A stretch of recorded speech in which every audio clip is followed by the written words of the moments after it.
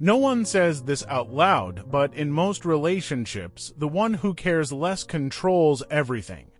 You felt it. You're checking your phone, waiting for a reply, reading their last message again, wondering if your tone sounded needy. You cancel plans just in case they call.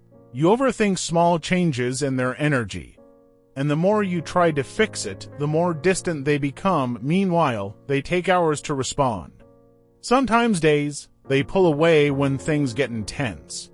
They act calm, unbothered, independent, and somehow they hold all the power. Here's the uncomfortable truth. Power in relationships doesn't come from love. It comes from emotional leverage. The person who is less attached has less to lose. And the one with less to lose sets the rules. When you care more, you start negotiating with your own standards. You tolerate mixed signals. You accept crumbs, you justify disrespect. Not because you're weak, but because your brain is in survival mode. Attachment activates fear, especially anxious attachment.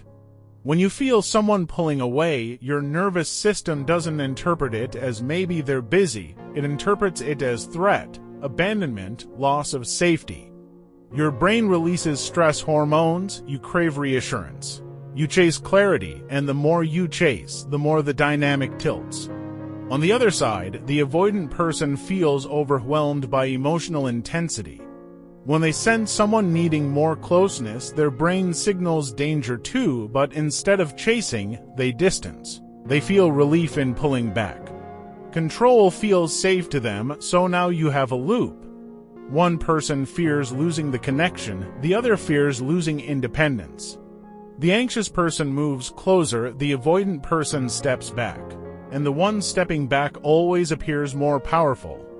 But let's go deeper. The person who cares less is not always stronger. They're often more emotionally guarded. Sometimes they've been hurt before. Sometimes they learned that detachment equals safety. Sometimes they just don't value you as much as you value them. And that last possibility is the one most people refuse to face. If someone can emotionally withdraw without discomfort, it means the bond is not equal. Attraction is rarely symmetrical. One person almost always invests more, and investment creates vulnerability. Now here's where self-sabotage begins. When you sense imbalance, instead of pulling back to observe, you double down. You give more, text more, explain more, try harder. You think effort will restore balance. But effort without reciprocity lowers your perceived value. Human psychology responds to scarcity, not because people are evil, but because our brains associate effort with reward. When someone is constantly available, constantly proving, constantly reassuring, the mystery disappears. The chase ends, the dopamine drops. This applies to both men and women. Men often fall in love through pursuit, through earning, through feeling like they are winning something valuable.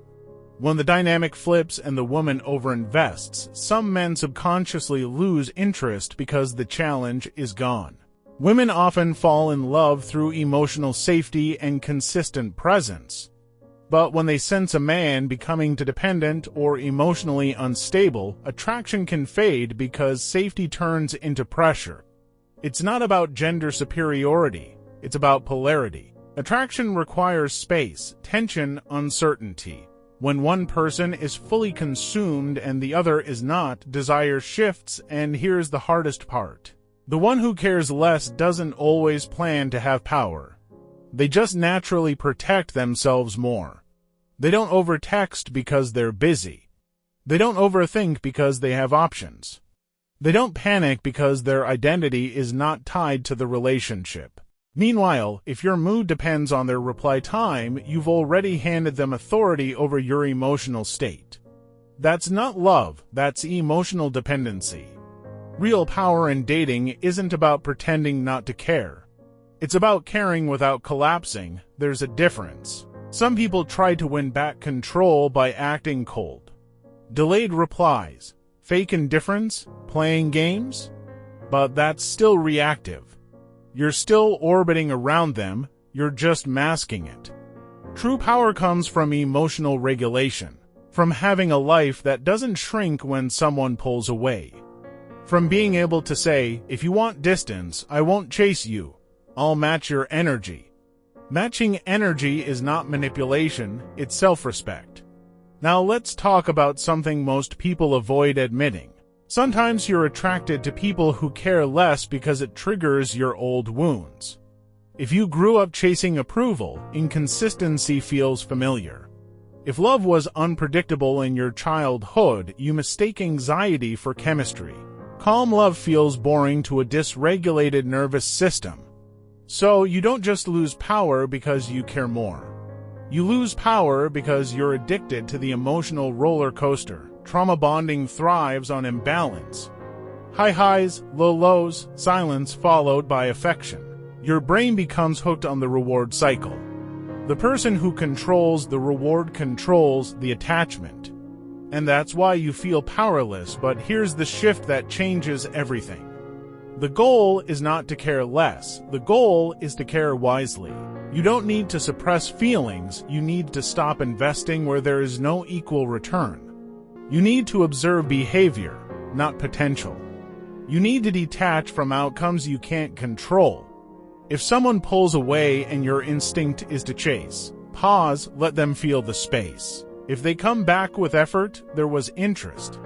If they disappear, there was clarity. Either way, you win information. Healthy relationships don't require one person to shrink. They don't reward emotional starvation. They don't thrive on imbalance.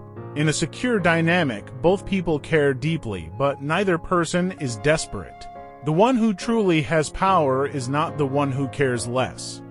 It's the one who can walk away without hatred, without drama, without begging.